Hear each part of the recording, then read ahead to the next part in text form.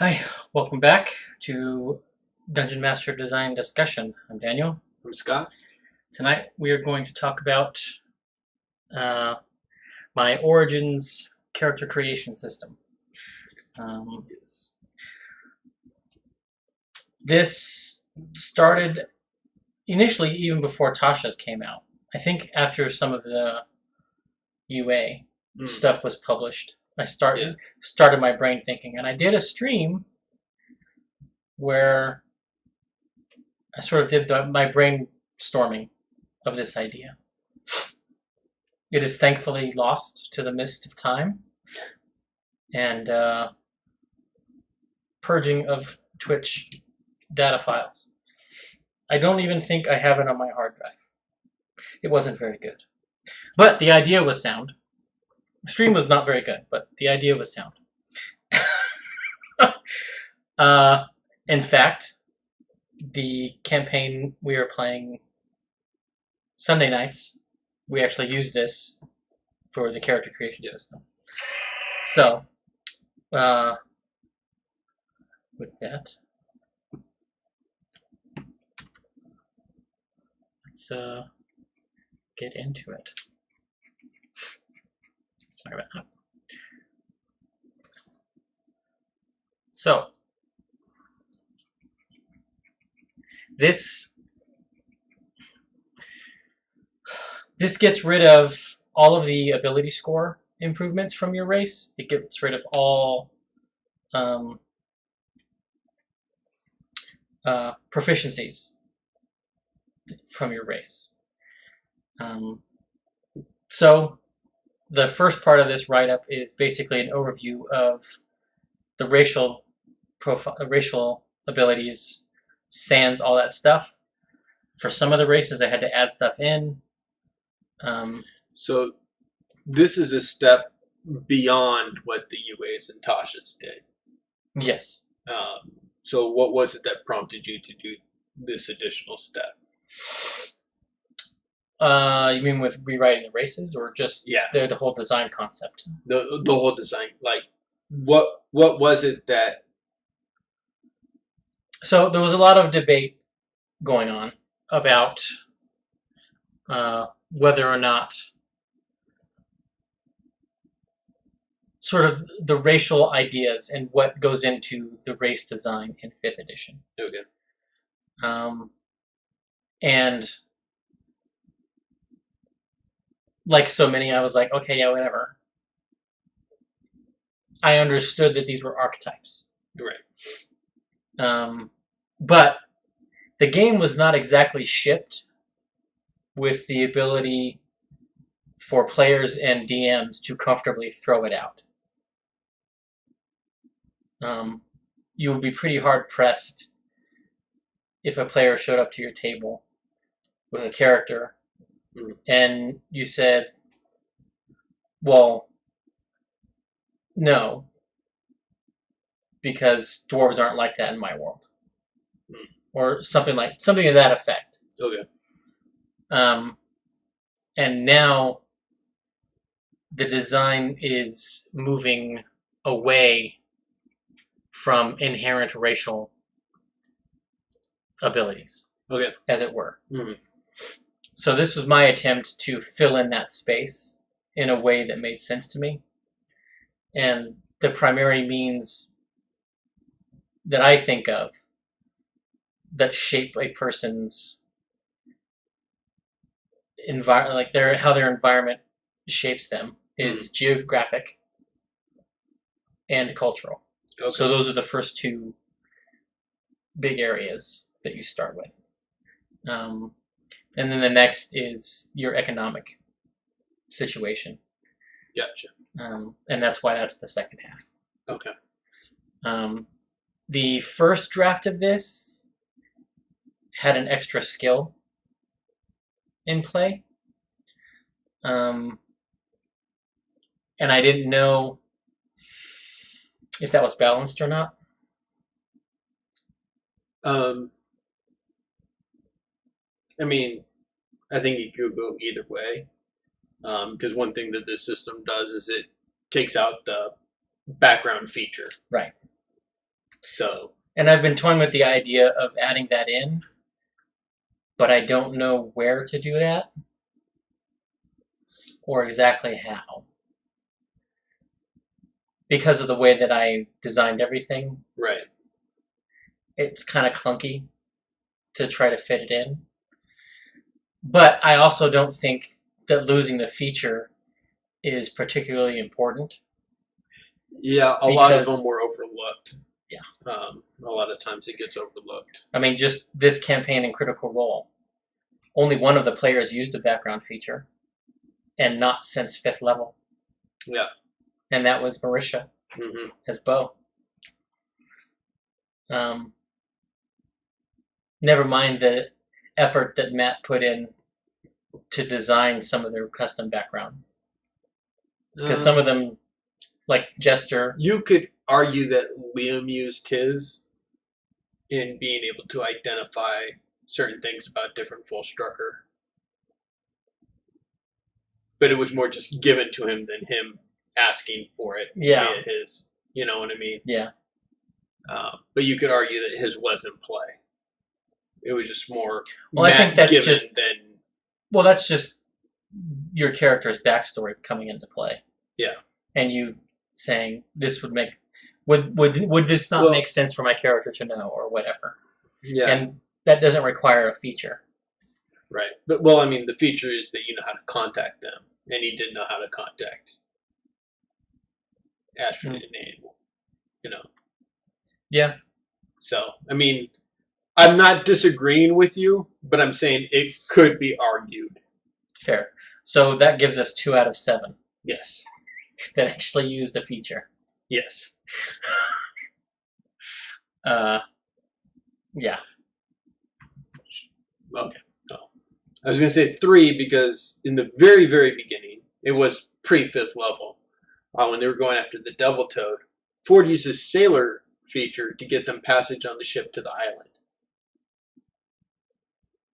Yeah, that's true. And he talked about doing it when they got to Nicodranus. And it's still less than half. Or technically half, if you, depending on how you round. Yeah.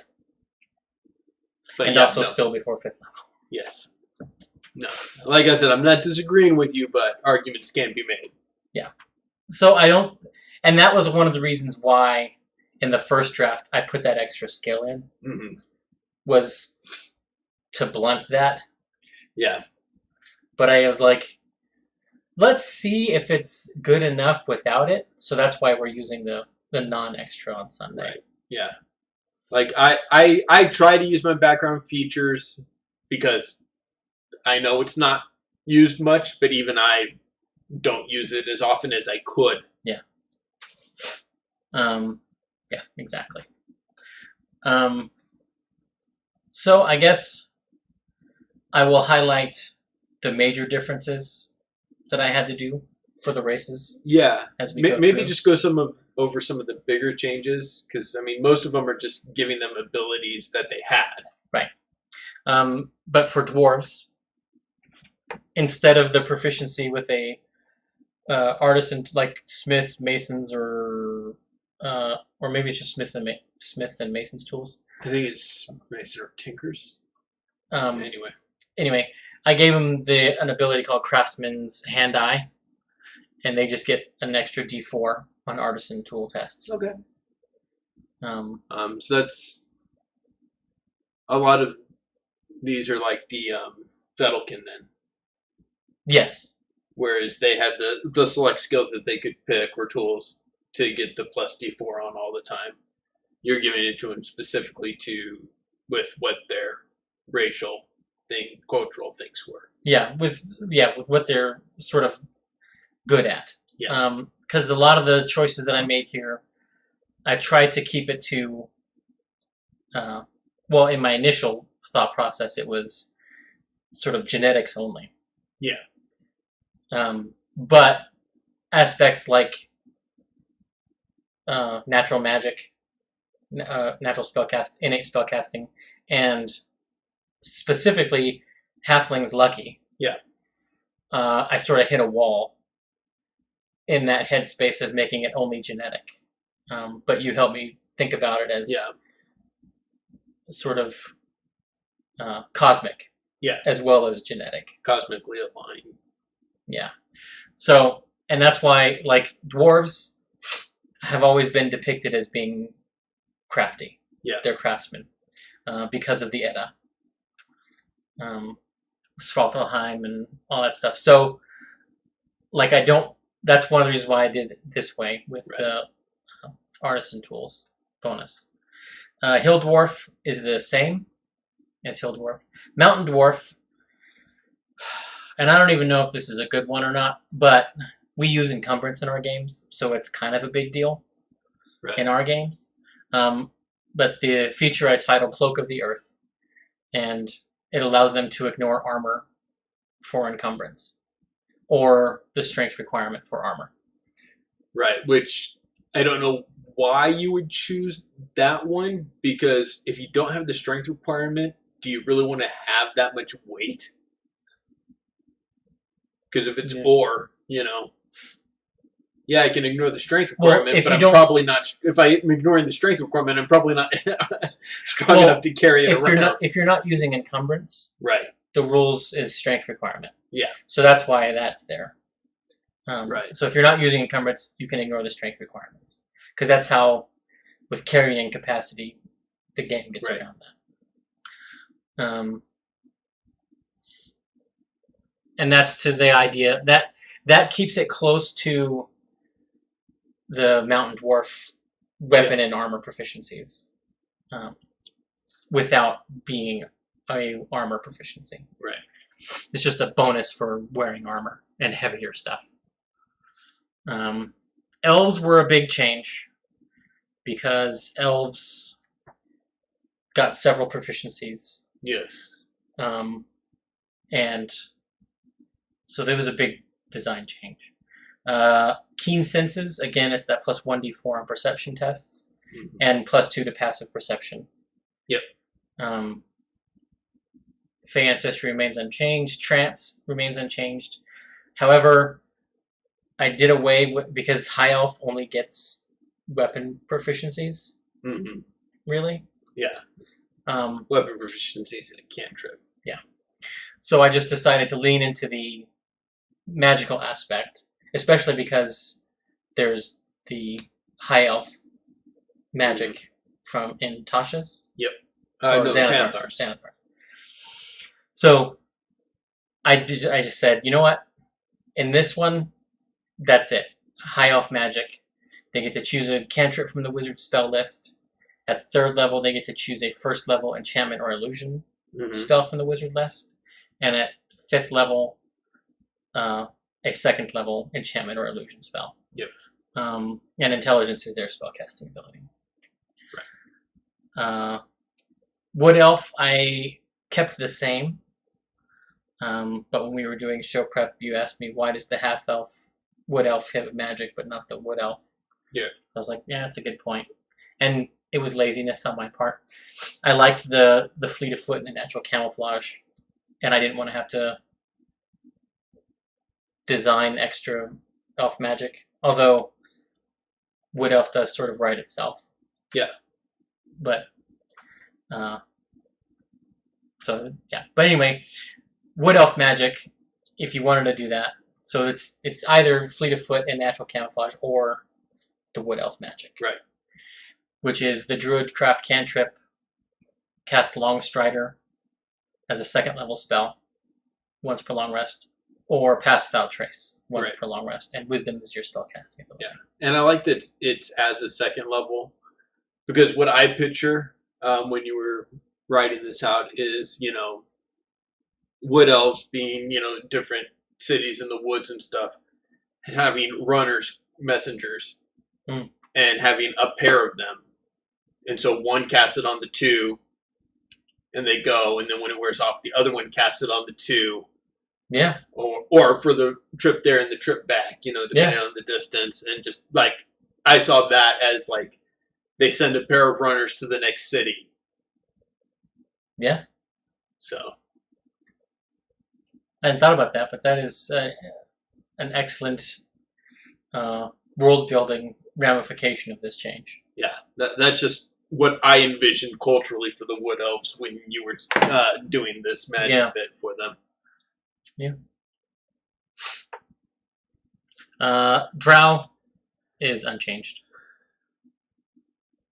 Sans the weapons. Sans the weapons, yes.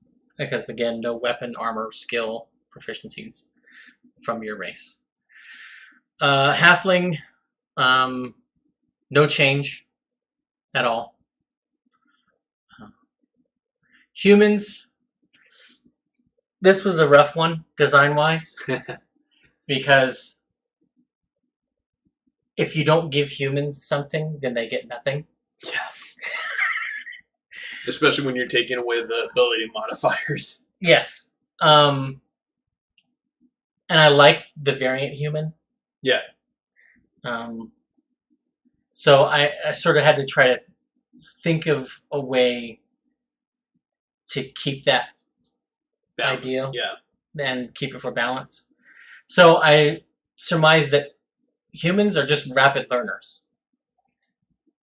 They don't live very long, so they don't have the long period of time like elves to perfect something or anything like that. So they're rapid learners, which is a perk in several 4X strategy games that I enjoy. And it usually has to do with technology. But in this case, it is you get an additional skill, tool, or language.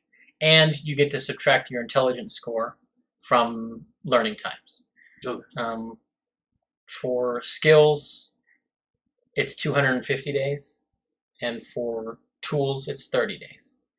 So a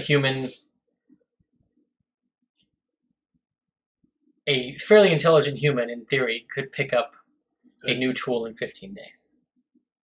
Well, or 10. Or 10, if they're particularly intelligent. Yes. Like the human in our Sunday game. Yeah. 10 days. Yes. And they're lateral thinkers. They think in ways that the other races don't. And that's why they get to choose a feat. Yeah. I think that way of thinking about humans in the D&D universe does keep them as the jack of all trades, master of none, but also able to really fit into a niche. Yeah. And you can really take advantage of that if you use your lateral thinker to choose either prodigy or skill expert. Yes. Yes.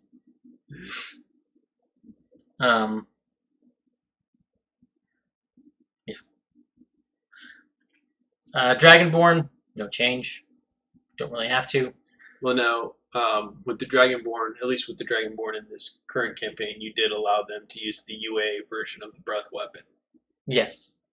I didn't. Which is what it should have been in the first place, if you want to ask me. Yeah.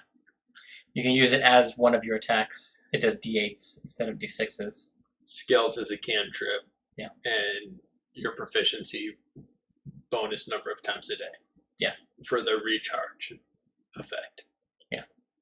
And especially on Araku, the world we're playing on, that makes a lot of sense because anything that makes Dragonborn feel more like a dragon is appropriate. Yeah.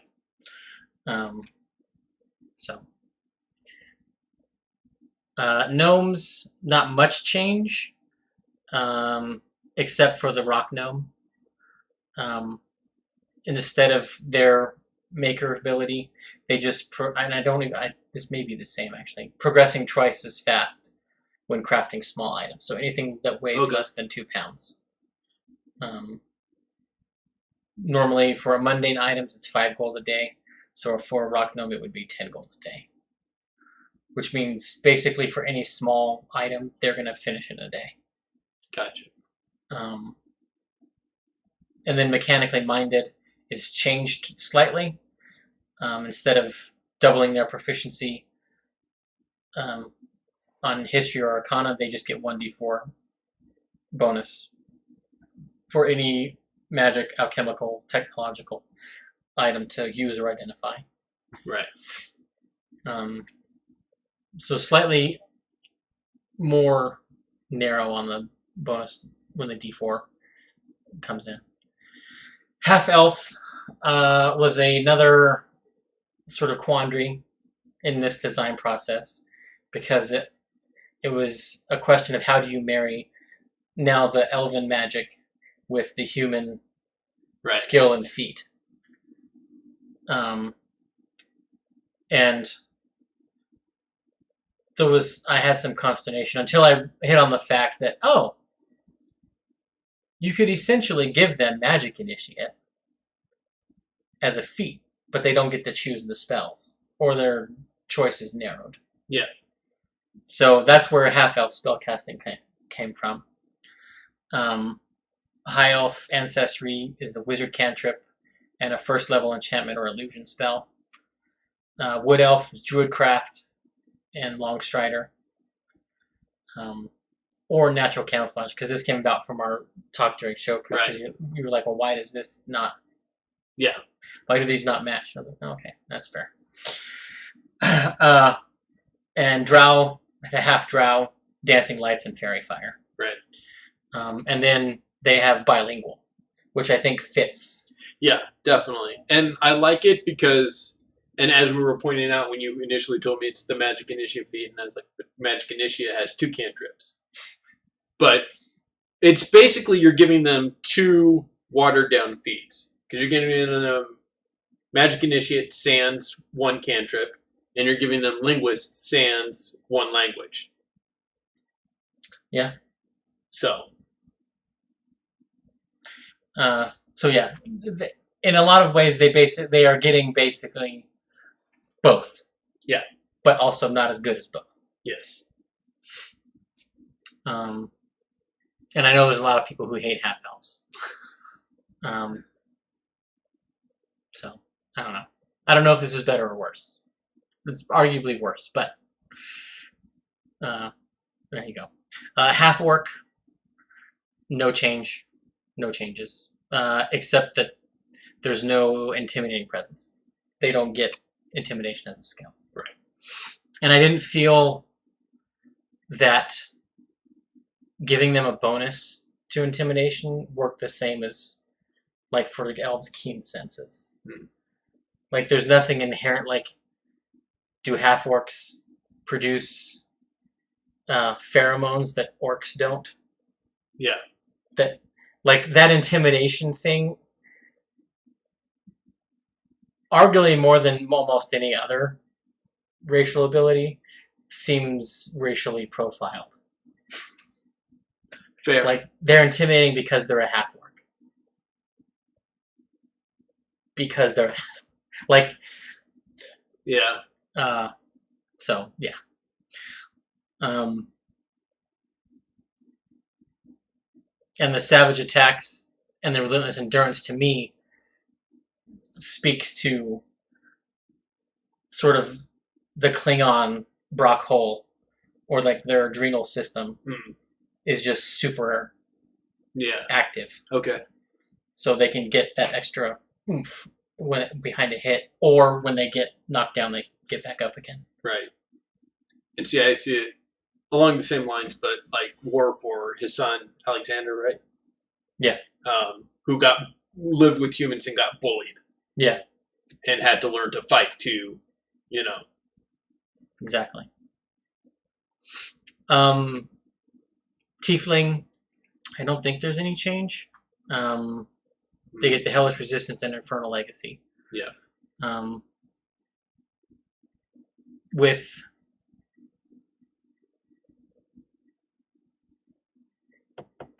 Mordenkainen's? Yes.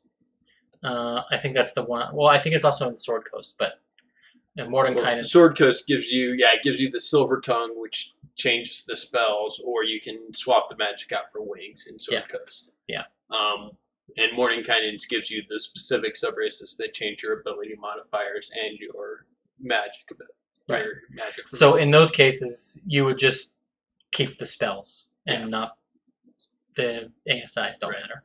Which the Silver Tongue, that's all it is. It's just switching the spells. It doesn't affect your ASIs. Asamar,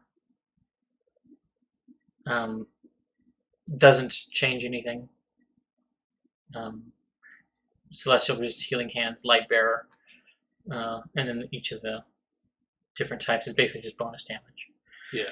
Goliath is where there's a change. Natural athlete, plus 1d4 to athletics checks. And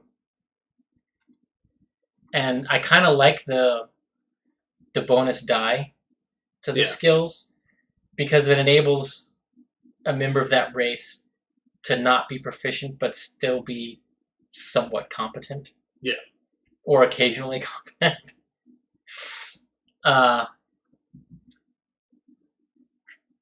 Or if you're competent, to be really good. Yeah. Stone's Endurance powerful build doesn't change, and Mountainborn changed as of Tasha's to give them cold resistance. Correct. So that's what this is about. Kinku had to change because, again, no proficiencies, no skill or tool proficiencies. So Expert Forger, now they just have advantage on forgery checks. Mimicry is the same, but the Deceptive, instead of giving them proficiency in Deception, they get a plus 1d4 on Deception checks, which pairs nicely with the Mimicry. So why do they have advantage instead of an extra d4 on the forgery? Since you were kind of going with the d4 on everything. Because advantage is more powerful. Okay. For one. And it is a mystical ability for them. Okay. So it's not like it's essentially they have enhanced ability when for whatever ability they're using to make a forgery, which gives advantage. Okay. That's the theory why. And also to not be repetitive in the mechanics. Yeah. Lizard folk. I don't think there's any change here. Just they lose the skill selection. Right. Tabaxi. The big change is Cat's talent. No longer gives proficiency in stealth and perception. You now get the plus 1d4. Gotcha. And I think that's almost even better reflective of a cat. Yeah. Since sometimes they chase nothing. That would be when they roll a 1 on the perception. And sometimes they fall off and make a bunch of noise. That's when they roll a 1 on that.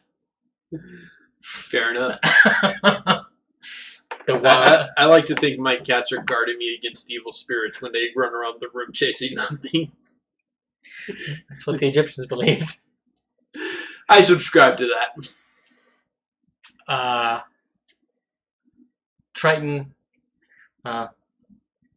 in the middle of typing this part, the alarm went off to start the show. So it's not quite done, but I don't think there's much. Yeah, I don't think they got any proficiencies. I think they do, but again, there's no proficiencies. But it's not such a loss that they don't have nothing. Right. But to the meat of this, the geographic origin, geographic or cultural origin, and this is an either-or question. Your origin gives you a +2 to 1 of 3 stats that you get to choose, and a skill. Some of them give you choices, some of them don't. Right.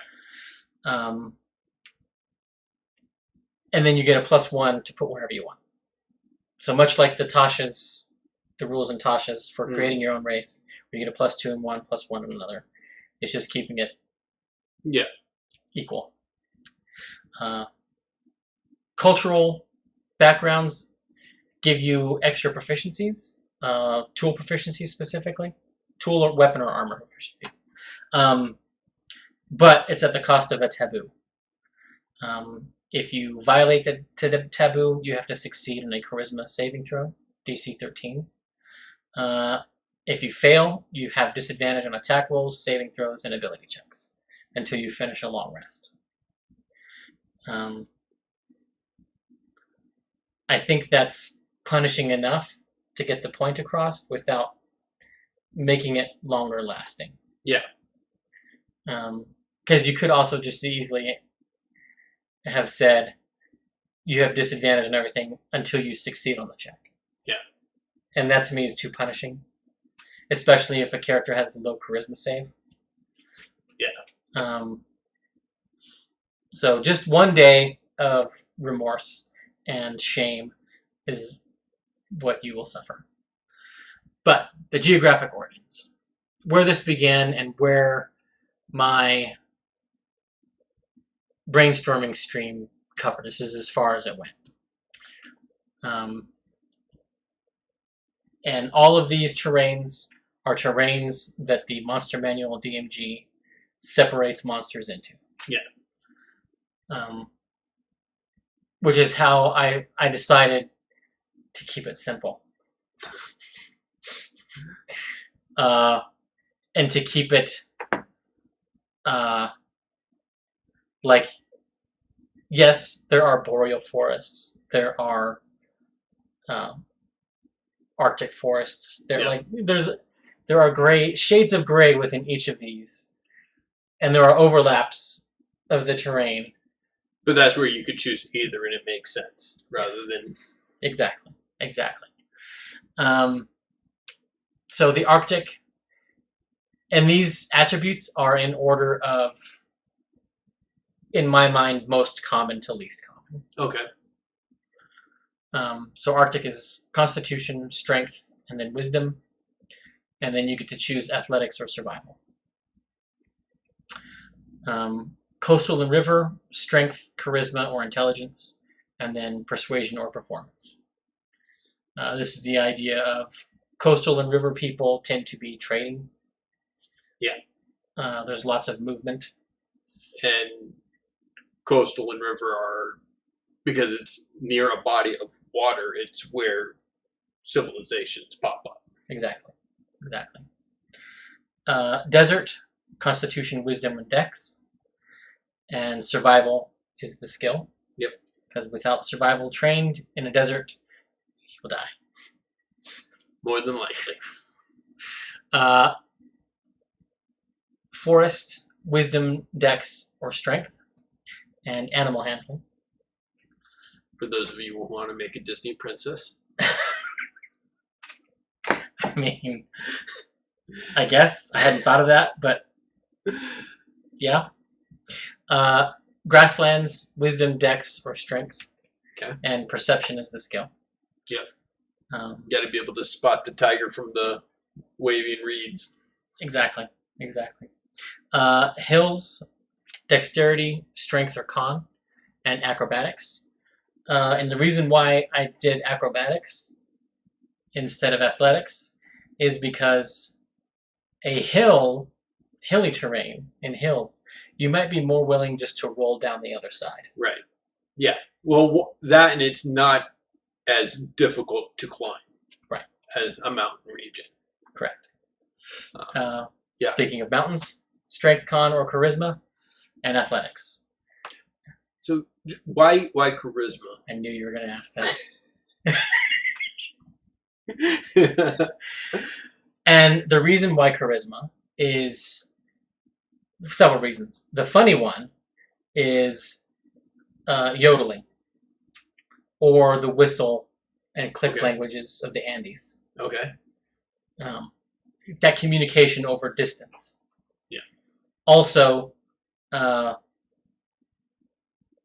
the idea of the charming or intimidating mountain man. Okay. But that's the reason why charisma. Makes complete sense.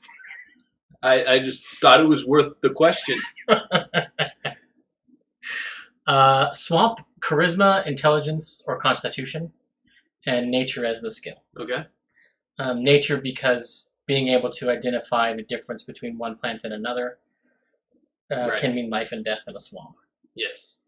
And the reason why charisma and intelligence are the top two, magic is the reason why. Okay. Warlocks, hags. Yep. That's kind of what I figured. I was about to ask why con was the low one because I mean, in a swamp, Disease-ridden, yeah. you know, Cons, yeah. it's not a place you want to be with a negative con modifier. This is true. Very true. Underdark, dexterity, charisma, or con, and stealth is the skill. And this has more to do with the kinds of monsters that are in the monster manual and the general idea of the Underdark. Yeah. In 5th edition. Underwater, charisma, strength, intelligence, and then investigation is the skill. Okay. And the reason why I did that, in large part, has to do with the Triton. Their ability modifiers are those. Yeah. But the reason why investigation is a Disney princess is Ariel. Gotcha. I was going to say the pearl divers and such. Or no, it had more to do with if you're going to know anything about the surface world, or if you're going to delve find the treasures of the deep. Right. You need that skill. Yeah. So that's why that's there.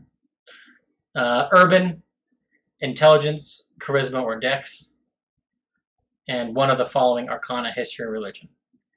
And the reason why this has the 3 skills is because those, in my mind, are the civilization skills. Most definitely. They're all intelligence-based skills. They're book learning skills. And that's also one of the reasons why intelligence is one of the top for the urban. Charisma, because when you live in a city, you have to be able to get along with people. For the most part, people from cities tend to build large network of friends, contacts, that sort of thing. And dex, because getting around quietly, that is sometimes necessary. So, yeah. And then we get into the culturals. I'll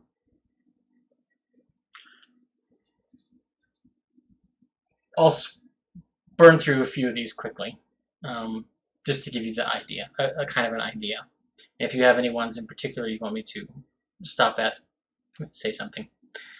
Warrior is the first one on the list because it's the first one that came to mind. It is the most ubiquitous, I think, cultural identifier. Yeah. A warrior society with Spartans, samurai. Yeah. There are numerous. And their abilities, strength, dex, or con, because those are the combat attributes.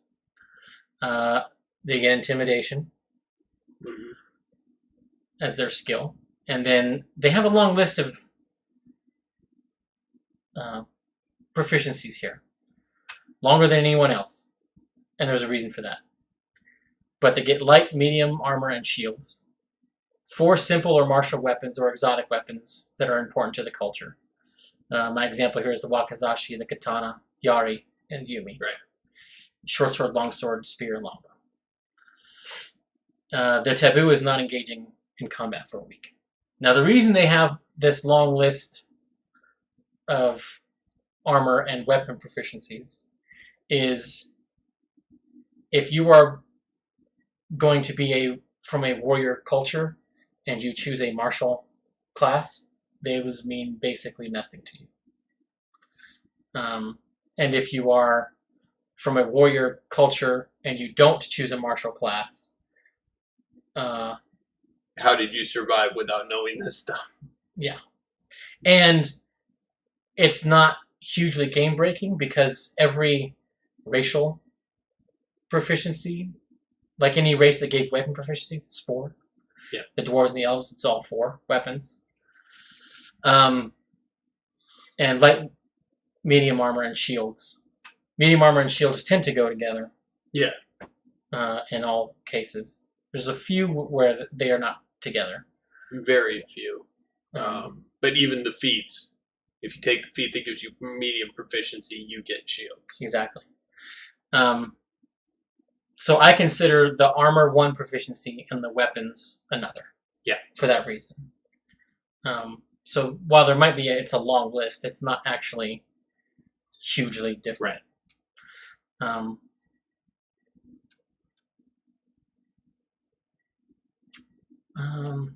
Let's see.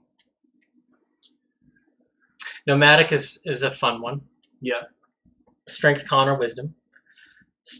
Survival as their skill.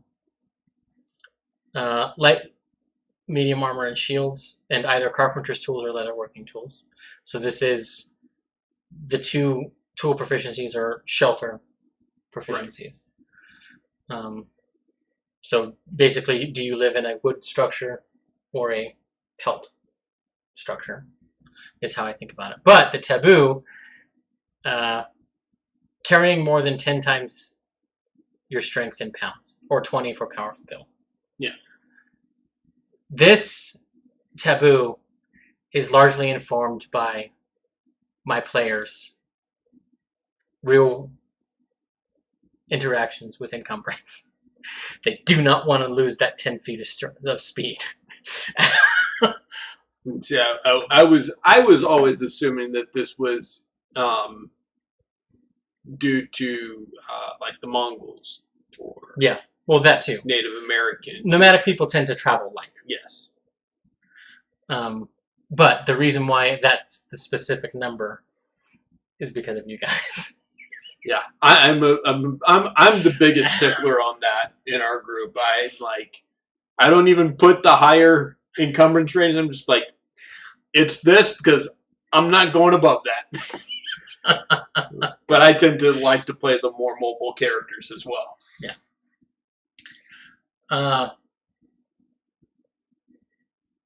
Stratified is an interesting design. Yeah. So it's this right here.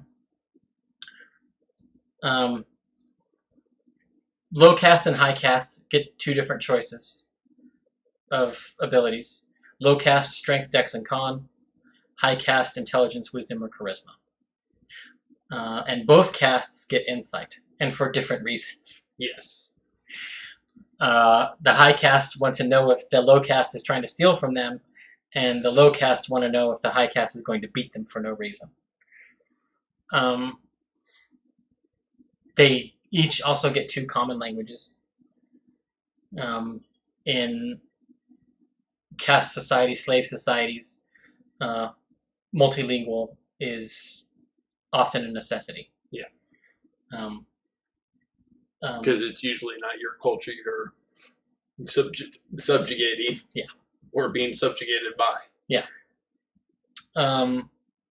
Low caste get an artisan tool.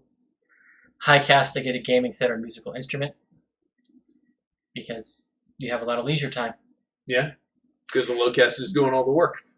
Yeah. Low caste taboo is attacking a high caste. And the taboo for the high caste is helping a low caste.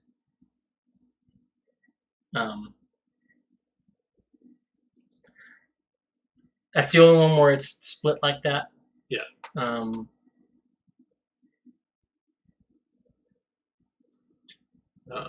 I think another good one to do, just because it's kind of the opposite end or other large trope, like the warrior, is the erudite. And which we have one on Sunday. Yes. Erudite, intelligence, wisdom, or charisma. You get to choose investigation or history.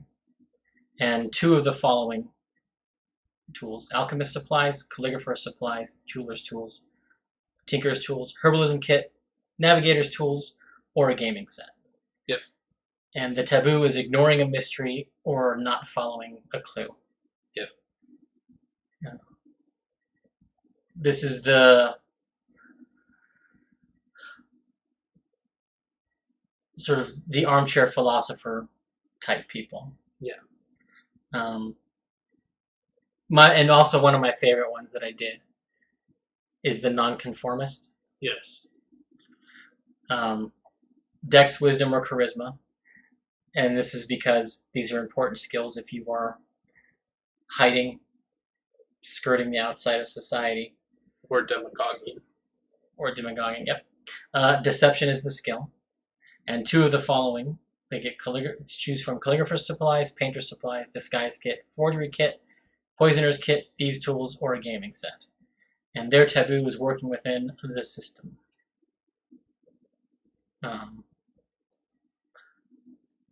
Again, these are like,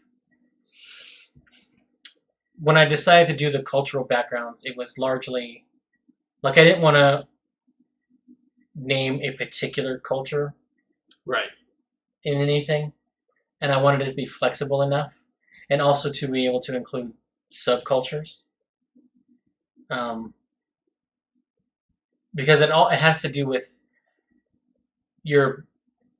the way that people think and do things around you when you grew up, how the ideas that you subscribe to. Right. So there's not necessarily an elven culture. Right. There might be some of them that are hunter-gatherers. There will be some who Right. are erudite as well. So, yeah. And then you choose your economic background. This one, I don't know. I'm still not this is where that extra skill came in at. And this is where the feature would be, in my mind, if I were to add a feature in. Okay. And as we go through this, you might see why that's a little problematic. But you choose a septile as defined in the player's handbook on lifestyles. Wretched, squalid, poor, modest, comfortable, wealthy, or aristocratic. I have a little chart on my notes for a percentile table. So you could do it randomly.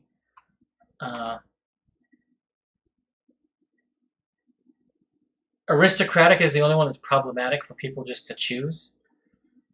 And you will see why in a moment. But it's not exactly game-breaking. There's still a lot of story potential there. But yeah, we'll get to there. Interacting with anyone 2 or more septiles distant from yours, you have disadvantage on charisma persuasion checks. This is manifest in either anxiety in dealing with somebody in that class, or the likely prejudice against you from that class. So, or even your own prejudices against them for being that class. Yeah. Exactly. There's a whole myriad of reasons why that disadvantage can exist. Which will be interesting because in our Sunday game, my character just died and had to bring in a new character. It was all the dice. The dice decided that he should die. Dan, the DM, wasn't out to get anybody. I don't feel I played my character foolishly. I played him how he would react. Yeah. He died saving the life of another party member. But my new character, and I rolled both times, is comfortable. Which is more than 2 away from one of the other party members, who is squalid. Yes. And whose taboo is to live above squalid. Yes. By the way. Yes. So I'm on the wealthy end. Yes. Although generally, like most DMs and tables, we don't make players make the rolls against each other. But we also do tend to roleplay those. Yes. In our demeanors. Yeah. So, wretched, you have proficiency with one of the following. animal handling, deception, intimidation, sleight of hand, stealth or survival, and 2 of the following: thieves' tools, cook's utensils, herbalism kit, weaver's tools, woodcarver's tools, or a gaming set. And you do not get to choose a profession. Wretched and squalid both do not get professions. Yeah. They don't have any less proficiencies than the others, but they have a wider choice from which to draw those proficiencies. In a sense that the professions are very narrow. Yeah. There's only a few, and they are... Well, they're very narrow, but because you get to choose where you specialize. Whereas these two are pretty much specialized in surviving to the next day. Exactly. Starting equipment: set of traveler's clothes, 1 tool, a sample of your work, and a belt pouch containing 5d6 copper. This is one of the biggest changes in character creation. There was some variation in the backgrounds in all the source books. Yeah. But most of them are 10 gold. Yeah. One of them is 5, and a few of them are 15. Yes. And I think one might be over 20. I think one is 20, the noble. Right. But based on the economies depicted in the book and in the equipment list and services, right, that's still a lot of money. Yeah. For you to have. So this one is, each septile starts with a certain amount of money, and it's different for all of them, and it's random. Whether that's good or bad, I guess, depends on whether or not you like randomness. Squalid is athletics, deception, insight, intimidation, or nature. And 2 of the following: carpenter's tools, cobbler's tools, leatherworker's tools, painter's supplies, potter's tools, thieves' tools, or a gaming set. And then they get traveler's clothes, a tool, sample of their work, and belt pouch containing 2d6 silver. Poor, 1 artisan tool, less than 30 gold pieces, or a gaming set.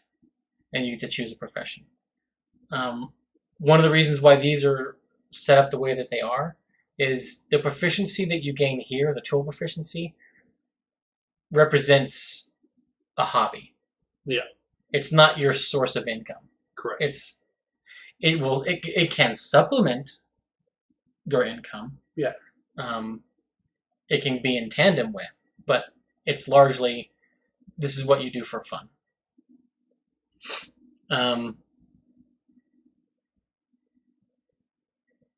And poor, they have common clothes and 4d6 silver pieces.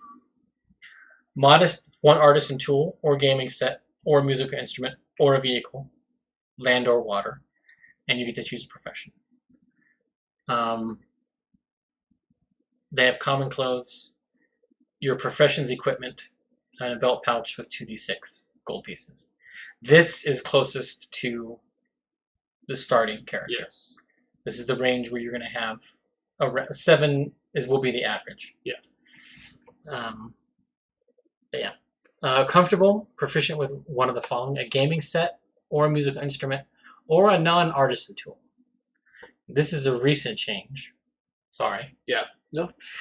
And this I did because as I was doing this, I realized that comfortable and wealthy were very close. Yeah, I was going to say, I don't remember the non-artisan tool option. Yeah. It was a gaming set or a musical instrument, which is also what comfortable gets. Which is also what wealthy gets. Wealthy is gaming set or a musical instrument. So comfortable and wealthy were too close. Right. For me. And they have common clothes. The gaming set or musical instrument you're proficient with, and your profession's equipment. So this is the first one where you're getting 2 tools, yeah, as it were, and 4d6 gold pieces. So much more likely to be closer to that 10 gold starting, or in that 20 gold range. Yeah. Wealthy, either a gaming set or a musical instrument. See, as you get more money, your tools begin to narrow into more and more useless things. I don't know if that's good or bad. It's just how I saw things. This is where you get fine clothes, finally. And 8d6 gold pieces. And aristocratic. Here's the one that's potentially broken if everyone decides to choose to be an aristocrat. They are proficient with a gaming set and musical instrument. That's not game breaking. They do not get a profession, so they are short a skill and a tool from everybody else. But it's the this piece of the equipment. A title to a stronghold, ship, or a magic item up to very rare rarity. So the value is 1d4 plus 1 times 10,000 gold pieces. Wow. The condition of the stronghold, ship, what have you, is up to the DM, and you have a belt pouch containing 2d6 platinum. So it's a lot of money. You have arguably a potentially game-breaking item. Very rare magic items are powerful stuff. Yeah, especially if you're starting this character at level 1 with this. Yes. Yes. But if everybody chooses this, then it very much narrows what the game is going to be about. Yes. Yes, it's very true. And like if everyone did choose it, then you have a large pool of assets to threaten for them to pursue restoring. For them to have put in jeopardy. Yep. Retaliated against for their actions. Yes. So there's a lot of story potential. Is that worth a skill and a tool? I don't know. But none of my players chose to do this. So probably not. I mean, I probably would have gone for it if I was choosing, but you had a roll table, so I rolled. Fair. But I'm also the one who enjoys rolling my stats in order, rolling the race and background randomly, and saying, "Oh, I'm this today." Yeah. Same. So. Professions, real quick. Your starting equipment is your tool from your profession and a sample of your work, less than or equal to 50 gold. So, in the case of the first profession here, apothecary, medicine, and herbalism kit, you can start with a healing potion. Yep. That you made. It takes away the ambiguity of someone who chooses herbalism kit with this sole intent, I'm going to make healing potions for the party, but I can't start with one. It sort of takes the wind out of that character concept. This, they can start with a healing potion. Alchemists can start with alchemist fire or alchemist acid.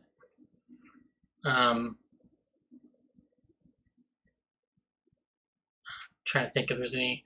The industrialist, this is one that's like I talked about how it's more narrow. This is a broader one, but you get persuasion and one of the following tools: glassblowers, smiths, or tinkerers. Rather than just list smith, carpenter, I decided I'm going to put it all in one sort of catch-all thing. Otherwise, this would be 50,000 pages. It would look like a phone book. So I did some consolidation of things. Criminal, stealth or deception, and then one of the following: forgery, poisoner, thieves, or vehicle, land or water. This covers smugglers, assassin, forger, counterfeiter, all of that. Entertainer is an outlier because there's an additional piece of equipment. They get performance in either disguise kit or a musical instrument. Jumping back to criminal real quick. Okay. Is there a reason why sleight of hand is not an option for the pickpocket?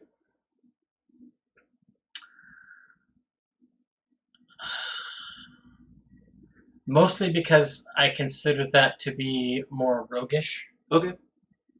And I'd like to sort of gate that behind the rogue class. Yeah. Fair enough. Whereas stealth and deception could be accessed through other classes potentially, but also are useful. That piece of that background would carry over. Right. So that's the biggest reason why.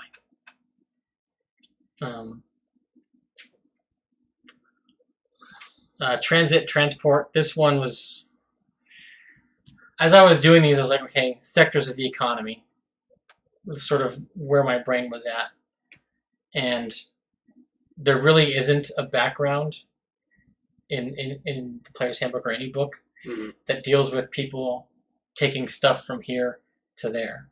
Yeah. And that's a huge piece of our economy. Yeah. So you can choose survival or athletics. So getting to where you're going or carrying the stuff. Or loading, unloading. And then one of the following: vehicles, land, or water, depending on your conveyance. Navigator's tools or cartographer's tools. Makes sense. Farmer is a background that I designed, so I put it in here as a profession. It's a big one in most medieval societies. Either nature or survival. Nature, that's my harvest things from the environment skill. It's how you know your potatoes under the ground are fine or if they have a fungus without digging them up. Like just looking, you know. And then one of the following: brewer's supplies, cook's utensils, carpenter's tools, mason's tools, potter's tools, weaver's tools, or wood carver's tools. And this is largely what job on the farm do you specialize in? Yeah. Because most ancient farmsteads, they brewed their own stuff. They brewed their own ale, beer, whatever alcoholic beverage. They brewed it themselves. They cooked them and preserved their food themselves. Built their own houses. So that's why that's on the list.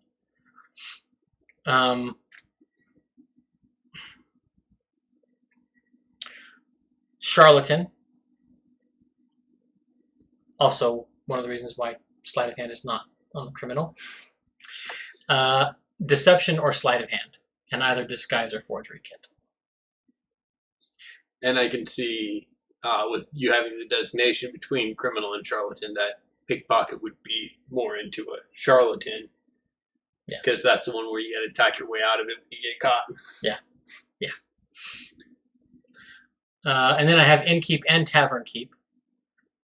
Two different things. One is essentially a hotelier, and the other one is a bartender. Gladiator, either athletics or performance, and either medium armor and shields, or for martial and or exotic weapons. Yeah. So again, like in theory, you could be from a warrior culture who was also a gladiator, and then choose to be a warlock. Yeah, and have 8 martial weapons. Yeah. Or, just throwing it out there with Tasha's, monk. Monks now have that ability. Any weapon that they're proficient, that likes the heavy and two-handed quality, they can make a monk weapon. Exactly. There you go. So, yeah. That battle axe is now my monk weapon that I can flurry with. Yeah. That and then I have priest and monk.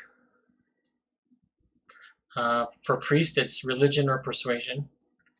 And then calligrapher supplies, painter's tools, or woodcarver's tools. For making books, taking care of the chapel, making icons, that kind of thing. And the monk, insight or performance. And then calligrapher supplies, brewer supplies, or herbalism kit. Because monks tend to, well, in the West anyway, they were the big breweries. Right. And they were usually served as apothecaries as well. Mm-hmm. And in the East, also apothecaries. Yes. Companion, to borrow a term from Firefly.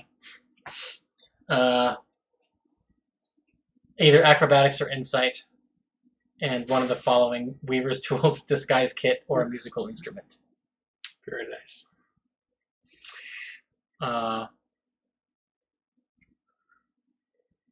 Husbander is a background I also did, so I made a profession here. Again, hugely part of the economy. Animal handling is your skill. Cook's utensils, carpenter's tools, leather worker's tools, or smith tools. The reason why smith tools are here is horseshoes. Yep. Bits and bridles. For leather workers, and saddles. Wagon hitches. Yep. And cook's utensils for preserving your. Yep. Yeah. That's it. Started a little late. It's a little late after now, but.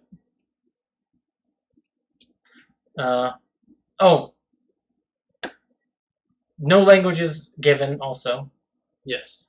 You get your native language and then your intelligence modifier in extra languages.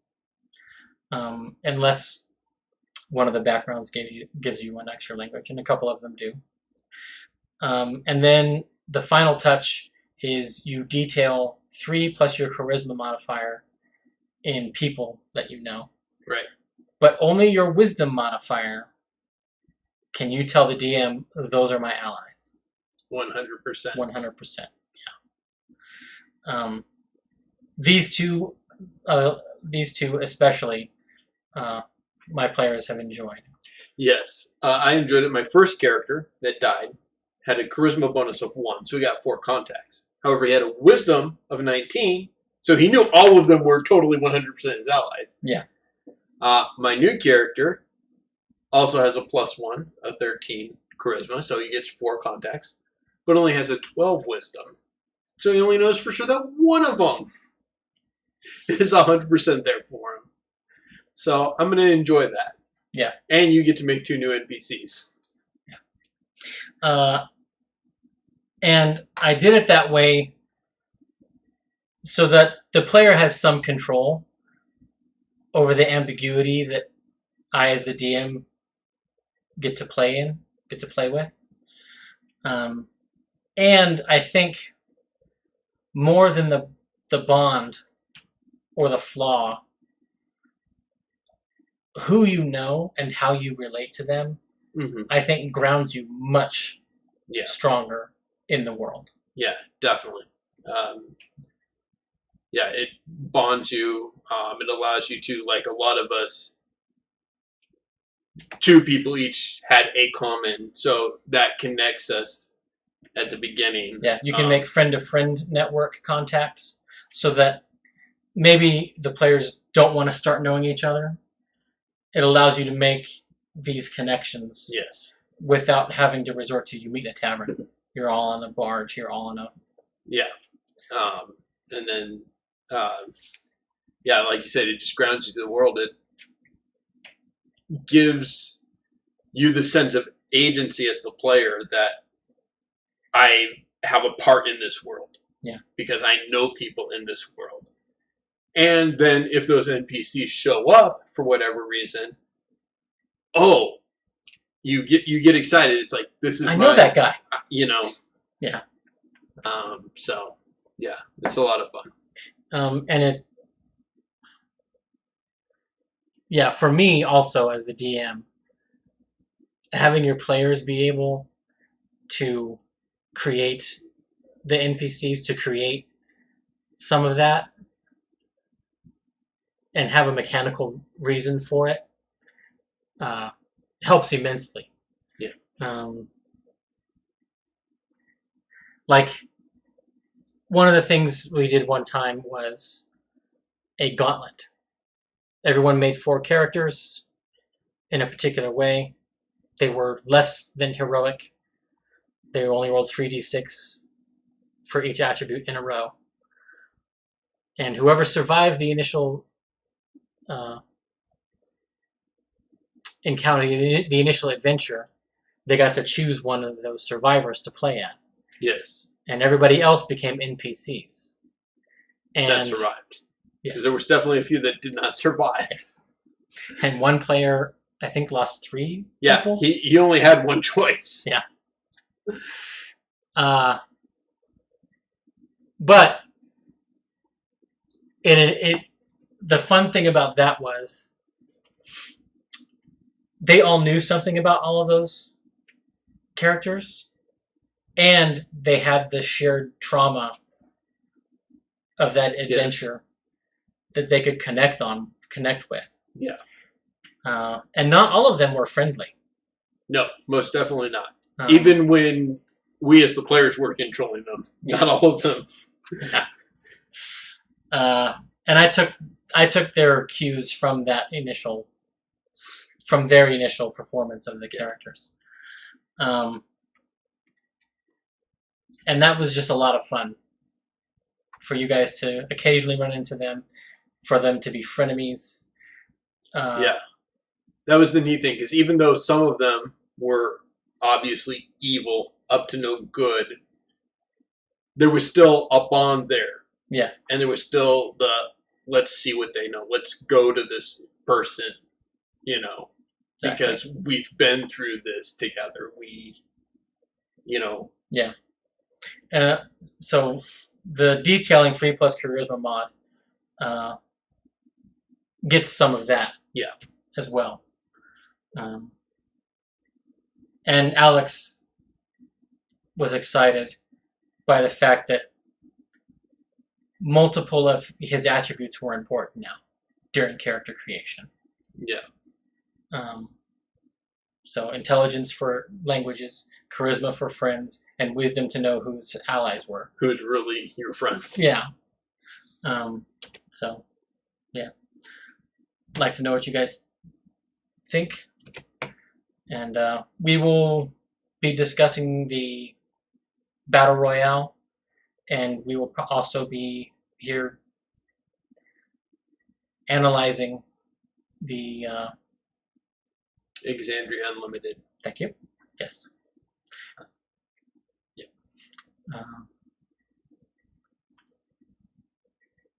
Hope you guys have a good week. I guess. Okay.